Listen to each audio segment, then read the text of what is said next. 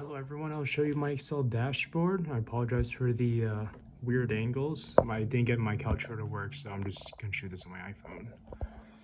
But here we have it. And so, first question says, what are the metrics I chose and why are these important for the call center?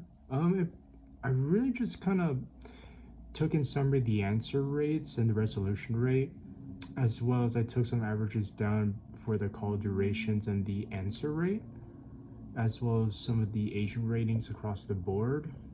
I feel like these are good factors, but they're not necessarily important. Well, not important, just like not the most important. That's also the reason why I didn't put any graphs depicting like the average duration per agent. Rather, I kind of put down the ratings down here, and by kind of expanding on that, some of these graphs right here are the answer rates by agents. As we can see here, Stuart answered the most calls out of everyone. And below that, we have their ratings right here, with Martha being the highest overall.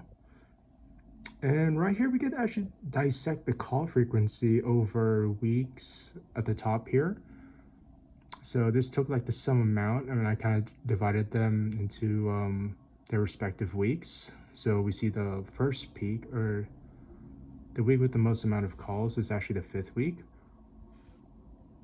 And then I broke it down further into the days of those weeks. And also, to refine that even further, I divided those those days into like the times. And so it seems here that most people will do a call around noon. But to answer the second question about which area is doing the best and which is doing the worst, I actually kind of weighed them through the customer calls. And so because the television has the most amount of calls right here, with around 382 total calls, it leads me to believe that's the worst performing department. In contrast, the one with the least amount of calls is actually the fridge. So, and going back up here, we can, even though Stuart answered the most amount of calls here, we do see that Martha has the higher and the highest rating.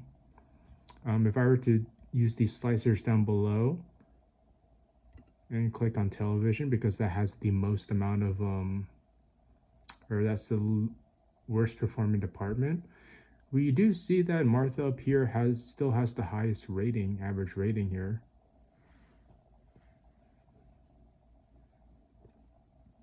So, in conclusion, the area where I would spend most of my improvement effort on would honestly be diagnosing the television department here and just figuring out what's wrong with the products associated with that department. And while I didn't copy any models online, I really did like a riff on the McDonald's dashboard that we did in class. And that'll be it. This is my dashboard.